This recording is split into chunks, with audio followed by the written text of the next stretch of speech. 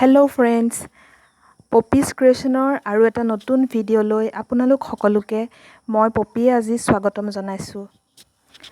আজি মই পঢ়া শুনাৰ ভিডিঅ'ৰ মাজতে জীৱনৰ এটা মূল মন্ত্ৰৰ বিষয়ে আপোনালোকৰ লগত কেইটামান কথা শ্বেয়াৰ কৰিবলৈ আগবাঢ়িছোঁ। জীৱনটোৱে বহুত কথা শিকাইছে, অভিজ্ঞতাৰ পৰা শিকা, অভিজ্ঞতাত ঠেকা খুন্দা খাই লোৱা এই জ্ঞান মই আপোনালোকৰ লগত শ্বেয়াৰ কৰিবলৈ আগবাঢ়িছোঁ। আচলতে আমি সকলোৱে সুখৰ কাৰণেই হাবাথুৰি খাই থাকোঁ। জীৱনটোতনো আমাক লাগে কি? সুখ লাগে। কিন্তু সুখৰ পৰিভাষা কি? আমি বহুতেই সুখৰ পৰিভাষা বুজি লোৱাত ভুল কৰি পেলাওঁ আৰু দেৰি কৰি পেলাওঁ। তাৰ কাৰণে আমি ইমান সুন্দৰ জীৱনটো উদযাপন কৰিব নোৱাৰা হৈ পৰোঁ। কিন্তু মই মোৰ জীৱনত এনেকুৱা বহুত ভুল কৰিলোঁ, যাৰ পৰা মই আজি নিজকে শুধৰণি কৰিলোঁ আৰু মোৰ সেইবোৰ অনুশোচনাও নাই, কিয়নো মানুহে ভুলৰ পৰাই শিকে আৰু ভুলৰ পৰা যিখিনি শিকে সেইখিনি আচলতে হীৰাৰ দৰে হয় আৰু সেয়া ৰিপিট আৰু কেতিয়াও নহয়। মই আজি আপোনালোকলৈ, মোৰ শুভাকাংক্ষীসকললৈ, মোক ভাল পোৱা প্ৰতিগৰাকী ব্যক্তিলৈ ডেডিকেট কৰি মোৰ এই ভিডিঅ'টো আৰম্ভ কৰিবলৈ লৈছোঁ। মই নিজে উপলব্ধি কৰা কেইটামান পইণ্ট মই আপোনালোকৰ আগত কৈ যাম। যদি মোৰ কোৱাত অভিজ্ঞ ব্যক্তিসকলে ভুল দেখে তেতিয়াহ'লে মোক আঙুলিয়াই দিলে মই ভাল পাম। প্ৰথম কথা, সুখ বৰ্তমানত পোৱা যায়। আমি সকলোৱে ভৱিষ্যতৰ কাৰণে পৰিকল্পনা কৰোঁ। ভৱিষ্যতে এনেকুৱা এখন ঘৰ হ'ব, এনেকুৱা এটা চাকৰি হ'ব, এনেকুৱা হ'ব আৰু আমাৰ জীৱনটো। আৰু তাৰ কাৰণে আমি ফুললি প্লেন কৰোঁ আৰু সেই প্লেন মতে আমি আগুৱাই গৈ থাকোঁ। কিন্তু সুখ এনেকুৱা এটা বস্তু যিটো আমি বৰ্তমানতহে উপলব্ধি কৰিব পাৰোঁ। যেনেকুৱাই হওক, যিয়ে নহওক, আজি যে আমি জীয়াই আছোঁ, এই মুহূৰ্তত আমি কিদৰে জীয়াই আছোঁ, সুখ আচলতে সেইটোহে কথা। প্ৰতিটো মুহূৰ্তত আমি জীয়াই থকা প্ৰতিটো মুহূৰ্ত যদি সুখৰ কৰি তুলিব পাৰোঁ, সুখটো তেনেকুৱা কোনো এক্সট্ৰিম বস্তু নহয় যে আকাশৰ পৰা সৰি পৰিব আৰু আমি তাকে লৈ এনজয় কৰিম, তেনেকুৱা কথা নহয়। প্ৰতিটো মুহূৰ্ত আমি কেনেকৈ জীয়াই আছোঁ, জীয়াই থকাটো আমাৰ সাধ্য অনুসাৰে আমি যদি বেষ্ট কৰিব পাৰোঁ, আমি হাঁহি থাকিব পাৰোঁ, চাৰিওফালৰ পৰিৱেশটো আমি পোহৰাই তুলিব পাৰোঁ, আমাৰ কাৰণে যেন আন কোনো দুখী নহয়, আমি যাতে আনৰ কাৰণে দুখী নহওঁ আৰু আন্ধাৰত যাতে আমি নিজকে পোহৰ কৰি তুলিব পাৰোঁ আৰু আমাৰ সান্নিধ্যত থকা ব্যক্তিসকলে যেন আমাক পোহৰ বুলি গণ্য কৰে, সেই প্ৰচেষ্টাটো যেতিয়ালৈকে অব্যাহত থাকিব, সুখৰ কাৰণে আমি হাবাথুৰি খাব নালাগে। প্ৰতিটো মুহূৰ্তই আমি সুখৰ কৰি তুলিব পাৰোঁ। আৰু এই কথাটোকে অনুধাৱন কৰিবলৈ মোৰ বহু দেৰি হৈ গ'ল। অতীত আৰু ভৱিষ্যত এই দুয়োটা বস্তুৰে মূল্য আমাৰ জীৱনত ইমান নাই যিমান আমি দিওঁ। অতীতটো গুচি যোৱা কথা, সেইবোৰ ভাবিও একো লাভ নাই, সুখৰেই হওক দুখৰেই হওক, ভৱিষ্যতটো আহি থকা কথা। গতিকে সেইটো কি হ'ব আমি নাজানো, কাৰণ মৃত্যু আৰু জীৱনৰ মাজত মাত্ৰ এটা খোজৰহে দূৰ। গতিকে সুখ বৰ্তমানত পোৱা যায়, মনত ৰাখিব। তাৰ পিছৰ পইণ্টটোলৈ আগবাঢ়িছোঁ, সুখৰ লগত বাহ্যিকতাৰ সম্পৰ্ক নাই। আমি বহুতেই নিজকে সুখী হ'লোঁ বুলি, সুখী হৈছোঁ বুলি আনক দেখুৱাব খোজোঁ। মানে আমাক দেখি কোনোবাই ক'ব লাগিব যে এই মানুহগৰাকী সুখী। সেইটো বাৰু এক প্ৰকাৰ ঠিকে আছে, আমাক যদি দেখি কোনোবাই সুখী বুলি ভাবে সেইটো একো বেয়া কথা নহয়। কিন্তু সেইটোৱে আমাৰ জীৱনৰ উদ্দেশ্য বা লক্ষ্য নহয়। আমি সুখটো অন্তৰৰ পৰা উপলব্ধি কৰিব লাগিব। আমি মনে মনে যেতিয়া অকলশৰে বহি আছোঁ, আমাৰ লগত কোনো নাই, আমি শান্তিময় এটা অনুভৱ নিজৰ মাজতে কৰিব পাৰিব লাগিব। আমি যেতিয়া চকু দুটা মুদি দিওঁ, আমি নিজকে সুখী বুলি নিজক দি ক'ব পাৰিব লাগিব। গতিকে সুখটো সম্পূৰ্ণ অন্তঃপ্ৰদেশৰ বস্তু, যিটোৰ লগত বাহ্যিকতাৰ কোনো সম্পৰ্ক নাই। কোনো ৰংচঙীয়া বাহ্যিকতা, সুন্দৰ এসাঁজ কাপোৰ, এসাঁজ সুস্বাদু খাদ্য বা এটা খুব ধুনীয়া দেখা লাইফষ্টাইল সুখৰ পৰিভাষা নহয়। সুখটো এটা ভঙা চিঙা ঘৰৰ মাজতো, এসাঁজ নিমখ তেলৰ ভাতৰ মাজতো ভিতৰৰ পৰা অনুভৱ কৰা এটা প্ৰশান্তি, সুখ। মোৰ কাৰণে অন্ততঃ সুখ এনেকুৱাই। 3 নম্বৰ, সুখী হ'বলৈ হ'লে তুলনা নকৰিব। আমাৰ সকলোৰে এইটো এটা অভ্যাস যে আমাৰ মানে ওচৰে পাজৰে থকা, আমাৰ জীৱনত থকা বা নথকাও আমি দেখা পোৱা সেই ব্যক্তিসকলৰ জীৱনবোৰ চাই, বাহিৰৰ পৰা চাই আমি নিজকে মূল্যায়ন কৰোঁ। আমি আচলতে তেওঁৰ তুলনাত সুখী নে, তেওঁৰ দৰে নে আমি? সেইটোৱে আমাক দুখী কৰি থ'বলৈ কাৰণে যথেষ্ট। গোটেই জীৱনটো মানুহক দুখী কৰি থ'বৰ কাৰণে একমাত্ৰ এই তুলনা শব্দটোৱে যথেষ্ট। গতিকে তুলনা মই অৱশ্যে কেতিয়াও কৰা নাই। সেইটো মোৰ মানে অনুশোচনাৰে বা অনুতপ্ত হৈ পেলাই মই শুধৰোৱা নাই। মই কেতিয়াও তুলনা কৰা নাই নিজক। কিন্তু কৰিব নালাগে। যদি কোনোবাই কৰে, কৰিব নালাগে। সকলোৱে অদ্বিতীয়। সকলোৰে জীৱনটো এটা এটা অদ্বিতীয় অভিজ্ঞতাৰ সমাহাৰ। ভগৱানে সকলোকে বেলেগ বেলেগ ধৰণে একোটা জীৱন দি পঠিয়াইছে। কোনোবাই হয়তো লাক্সাৰী পাইছে, কোনোবাই লাক্সাৰী পোৱা নাই যদিও এনেকুৱা কিছুমান পাইছে বস্তু যিবোৰ হয়তো লাক্সাৰীৰ লগত তুলনা নহয়।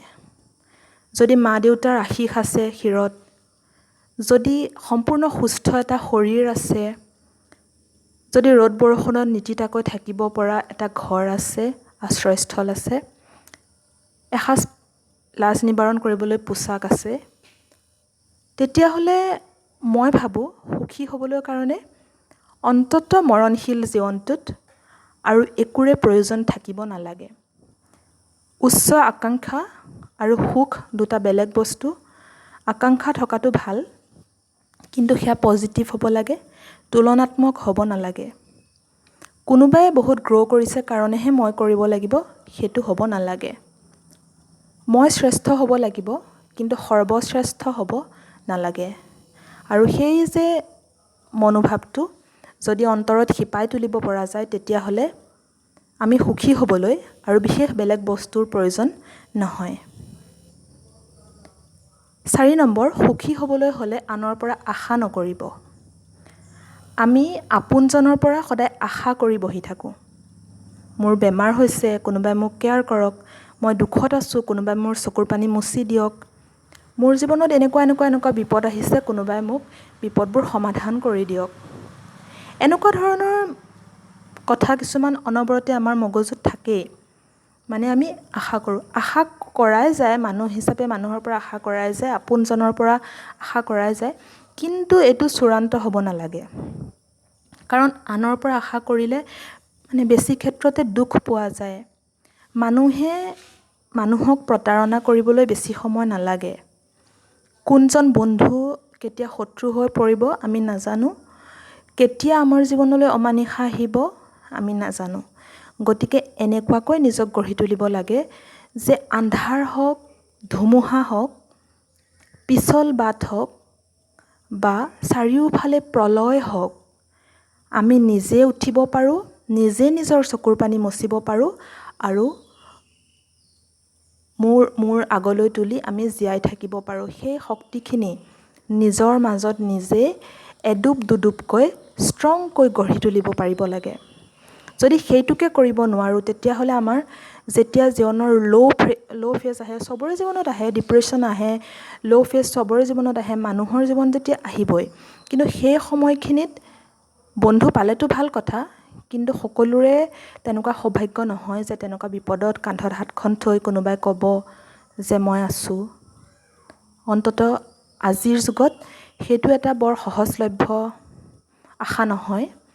গতিকে সেই আশাটোক নকৰিলেই মই সুখী হ'ব বুলি ভাবোঁ। মই নিজেও সেইটো নিজৰ অভিজ্ঞতাৰ পৰা বিশ্বাস কৰোঁ যে সুখী হ'বলৈ হ'লে আনৰ পৰা আশা কৰিব নালাগে। আশা কৰিলে সদায় দুখী হোৱাৰ সম্ভাৱনাই বেছি, নিৰাশাই বেছি দুখ দিয়ে। গতিকে আশায়ে যেতিয়া নাথাকিব, দুখী হোৱাৰো কোনো কথা নাথাকে। 5 নম্বৰ, সময় থাকোঁতে নিজক ভাল পাবলৈ শিকক। আমি আমাৰ জীৱনটোত এটা সীমিত আয়ুস পাওঁ। সেই সীমিত আয়ুসকালত আমি আমি বাৰু নিজৰ কথা কিমান ভাবোঁ? আমাৰ আপোন মানুহ, ল'ৰা ছোৱালী, মা দেউতা বা নিজৰ লাইফ পাৰ্টনাৰ বা বন্ধু বান্ধৱ সকলোৰে ছেটিছফেকশ্যনৰ কাৰণে আমি কৰি থাকোঁ, কিন্তু বহু ক্ষেত্ৰতে নিজক উপেক্ষা কৰা হৈ গৈ থাকে। সেই যে সৰুতে আমি ছবি আঁকি ভাল পাইছিলোঁ, সেই যে পথাৰত ফ্ৰকটো পিন্ধি দৌৰি ফুৰি ভাল পাইছিলোঁ, গুণগুণাই গান গাই ভাল পাইছিলোঁ, নাচি বাগি আপোন পাহৰা হৈ ভাল পাইছিলোঁ, কবিতা লিখি ভাল পাইছিলোঁ, মনে সজা কিছুমান কাহিনী কৈ ভাল পাইছিলোঁ, সেই চখবোৰ ক'ত কেতিয়া মৰহি যায়? আমি বাৰু অনুভৱ কৰোঁনে? আমি বাৰু জুকিয়া চাওঁনে জীৱনটোত? সেইবোৰেই হ'লোঁ আমি। আমি নিজে নিজক নাচাওঁ, নিজে নিজক চাবলৈ পাহৰি যাওঁ, নিজে নিজক ভাল পাবলৈ পাহৰি যাওঁ। আইনাখনটো চাওঁ ঠিকেই, মেকআপ অকণমান লগাই লওঁ, মানুহে আমাক ধুনীয়া দেখক, কিন্তু আইনাখনত চাই নিজৰ চকুযোৰত চকু থৈ আমি বাৰু কওঁনে আই লাভ ইউ বুলি? সদায় ক'ব লাগে আচলতে। পৃথিৱীৰ সেই অদ্বিতীয় সত্তাটোক, যিটোৰ গৰাকী আমি নিজেই, সেই সত্তাটোক আমি প্ৰাণ ভৰি ভাল পাব লাগে। আমাৰ প্ৰায়ৰিটি হ'ব লাগে আমি ভাল পোৱাবোৰ, নিজক সুখী কৰি ৰখাটো। তাৰ পিছতহে আমাৰ প্ৰায়ৰিটি হ'ব লাগে আমাৰ সান্নিধ্যত থকা ব্যক্তিসকল। গতিকে সময় থাকোঁতে নিজক ভাল পাবলৈ শিকক। কোনে জানে, যেতিয়া আপুনি এই কথাটো অনুভৱ কৰিব, তেতিয়া হয়তো বহু দেৰি হৈ যাব। 5 নম্বৰ, বেছি উপকাৰী নহ'ব, নিজৰ মূল্য নকমাব। কিছুমান মানুহ দেখা যায় জোখতকৈ বেছি উপকাৰী হৈ দেখুৱায়। যিকোনো সমস্যাৰ সময়ত যিকোনো বাৰ্ডেন যেন নিজে ছল্ভ কৰি দিব, চবকে যেন সুখী কৰি ৰাখিব, এনেকুৱা কিছুমান মনোভাৱ লোড লৈ থাকে মানে ব্ৰেইনত। এইটো এটা অবান্তৰ কথা। মানে বেছি উপকাৰ যেতিয়া আপুনি কৰিবলৈ যায়, আপোনাৰ সেই উপকাৰৰ মূল্য উপকাৰীজনে নিদিয়ে। কিন্তু মই অভিজ্ঞতাৰ পৰা কোৱা কথা দেই, এইটো মোক কোনেও কৈ দিয়া কথা নহয়, কোনোবা কিতাপত পঢ়ি চোৱা কথা নহয়। যেতিয়া আনকণ্ডিশ্যনেলি কাৰোবাক উপকাৰ কৰি থকা যায়, কণ্টিনিউৱাছলি কৰি থকা যায়, দেখা যায় যে সেই ব্যক্তিজনে সেই আপোনাৰ উপকাৰখিনিক দিবলগীয়া ভেলুখিনি নিদিয়ে। সেইখিনি মানে তেওঁ নিজৰ প্ৰাপ্য বুলি ধৰি লয় যে পাবই লাগে, তাত আপোনাৰ একো অৰিহণা বৰঙণি নাই বুলি ধৰি লয় মানে। আৰু তেতিয়া বহুত দুখ পাবলগীয়া হয় পিছলৈ গৈ। আৰু বহুত দেৰি হৈ পেলাই আপুনি শুধৰোৱাতকৈ প্ৰথমৰে পৰাই উপকাৰ কৰিব লাগে, আনৰ হিত সাধন কৰিব লাগে, মানুহ হিচাপে মানৱতা ৰাখিব লাগে, কিন্তু এটা সীমাৰ ভিতৰত। সীমা অতিক্ৰম কৰি উপকাৰী হ'বলৈ নাযাব, তেতিয়া আপুনি নিজে মূল্যহীন হৈ পৰিব। অভিজ্ঞতাই কোৱা কথা দেই, ভুল বুলি ক'ব নোৱাৰি।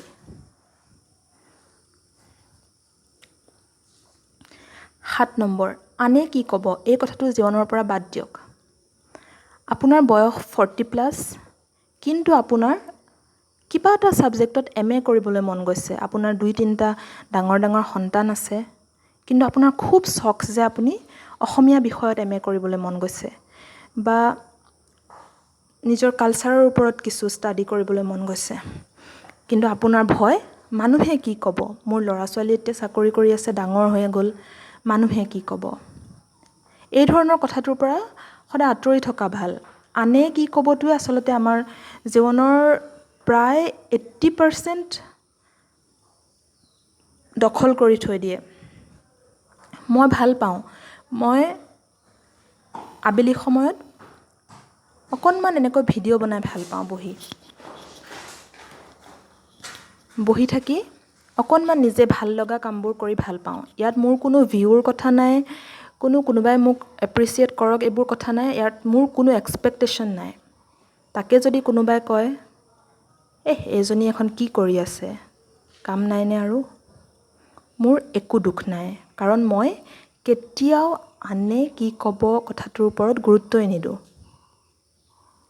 কিন্তু অৱশ্যে সমাজ পাতি বাস কৰিলে কিছুমান ক্ষেত্ৰত অনৈতিক কথাবিলাকৰ কথা মই কোৱা নাই দেই। অনৈতিক কথাবিলাক আনে কি ক'ব বুলি ভবাতকৈ মই নিজে নিজৰ ওচৰত লাজ পাম, নিজে নিজৰ ওচৰত হাৰি যাম, সেই কথাটোৱেহে সহায় কৰে বুলি মই ভাবোঁ। নিজৰ দৃষ্টিত যেতিয়া নিজকে ভাল কৰি ৰাখিব পাৰি, তেতিয়াহ'লে আনে কি ক'ব বুলি ভবাটোৰ কোনোৱেই যুক্তি নাই। কাৰণ ব্যস্ত পৃথিৱীখনত আপোনাক লৈ ভাবিবলৈ কাৰো ইমান সময় নাই মানে। মা দেউতাৰ বাহিৰে একে চূড়ান্ত আপোন মানুহ দুই এজনৰ বাহিৰে মানুহৰ কাৰো একো সময় নাই মানে আপোনাৰ ভাল চিন্তা কৰিবলৈ কাৰণে।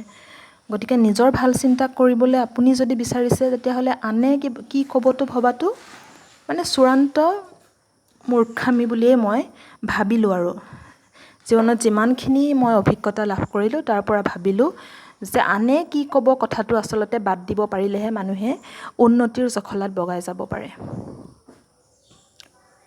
8 নম্বৰ, সৰু সৰু আনন্দৰ মুহূৰ্তবোৰ যিমান পাৰি প্ৰসাৰ কৰক। আনন্দবিলাক কিমান ডাঙৰ হ'ব তাৰ কোনো পৰিসৰ নাই। গতিকে সৰু সৰু আনন্দ, সেই সৰু সৰু আনন্দৰ মুহূৰ্তবিলাককে যিমান পাৰি বহলাই দিয়ক। 1 মিনিটৰ আনন্দটো 1 ঘণ্টালৈ বিয়পাই দিয়ক। 1 ঘণ্টাৰ আনন্দটো 1 সপ্তাহলৈ বিয়পাই দিয়কচোন। চাব আনন্দৰ কোনো কাৰণ বিচাৰি থকাৰ প্ৰয়োজন নহয়। আজি আপোনাৰ অকণমানি ল'ৰাটোৱে বৰ মিঠাকৈ আপোনাক কথা এষাৰ ক'লে, ডিঙিত সাৱটি ধৰিলে। সেই গোটেই দিনটো সেই কথাটোৱে আপুনি হাঁহি থাকিব নোৱাৰেনে বাৰু? ধৰি লওক আজি আপোনাক কোনোবাই বৰ অবাঞ্ছিতভাৱে বেয়াকৈ ক'লে, আপোনাৰ অন্তৰত বৰ দুখ লাগিল। কিন্তু আপুনি আকৌ বেলেগ এজন মানুহক খুব ধুনীয়াকৈ ব্যৱহাৰ কৰিলে আৰু তাৰ বিনিময়ত তেওঁৰ পৰাও বৰ সুন্দৰকৈ আপুনি ব্যৱহাৰ পালে। আপোনাক মৰম আগবঢ়ালে তেওঁ। তেতিয়াহ'লে সেই সৰু কথাটো পাহৰি এই কথাটোৰে আপুনি সুখী হৈ থাকিব নোৱাৰেনে?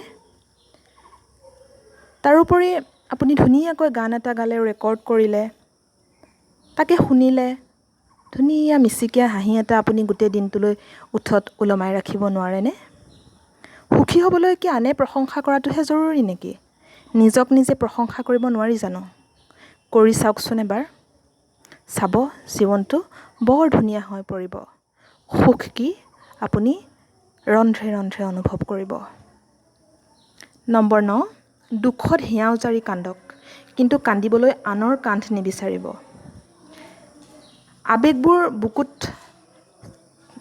হেঁচি থোৱাটো বেয়া। যেতিয়া দুখ লাগে, অভিজ্ঞতাৰ পৰা কৈছোঁ, হুক হুকাই কান্দি দিবলৈ অকণমান ঠাই বিচাৰি লওক। ঘৰত যদি নাই, বাৰীখনৰ চুকলৈ যাওক। তাতো যদি নাই, বাথৰুমলৈ যাওক।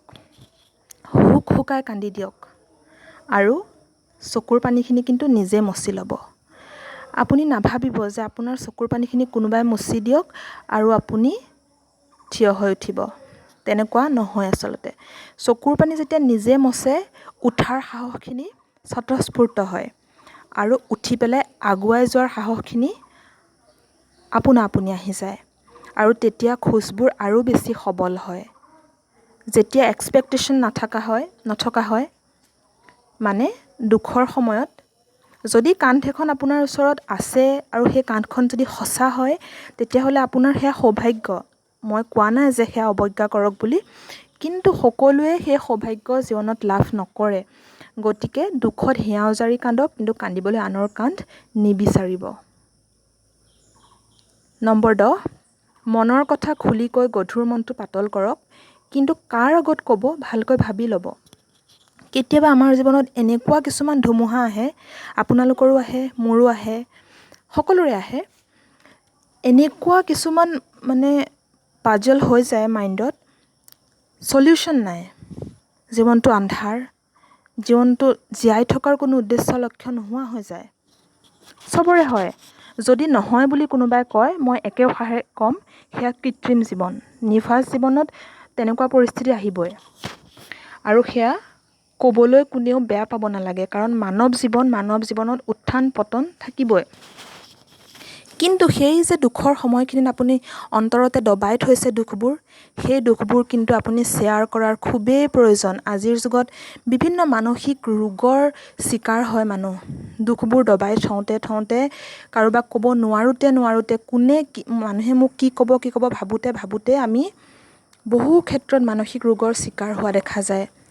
কিন্তু মনৰ কথা খুলি কৈ দিয়ক। মই ক'লোঁ মনৰ কথা খুলি কৈ দিয়ক বুলি, কিন্তু কাক ক'ব আপুনি সেইটো জন্মৰ পৰা আজিলৈকে, জনা হোৱাৰ পৰা আজিলৈকে জীৱনত যিমান মানুহ লগ পাইছে তাৰ ভিতৰত জাজ কৰক, কাক আপুনি কোৱাৰ যোগ্য, কাক ক'লে আপুনি জীৱনত আগন্তুক দিনত অনুশোচনাত ভুগিবলগীয়া নহয়। যোনে আপোনাৰ জীৱনটোক লৈ বহুৱালি নকৰে, যাক আপুনি চকু মুদি ক'ব পাৰে, তেনেকুৱা এজন বা দুজন মানুহ সকলোৰে জীৱনত থাকে। মই ভাবোঁ বেছিকৈ থাকে যদি ভাল কথা, কিন্তু মা দেউতাটো থাকিবই লাগে। যাৰ আছে মাক দেউতাকৰ আগত ক'ব পৰা যায়। কিছুমান কথা যদি মাক দেউতাকক ক'ব নোৱাৰি, তেতিয়াহ'লে এগৰাকী বিশ্বাসী বন্ধু বাছি লওক। মই আশা কৰিম যে সকলোৰে জীৱনত তেনেকুৱা এগৰাকী ব্যক্তি ওলাবই, আৰু কৈ দিয়ক কথাবোৰ, লাহে লাহে কৈ দিয়ক। তেওঁৰ পৰা অন্ততঃ একো নাপালেও অকণমান আশ্বাসৰ এটা হাত পাব।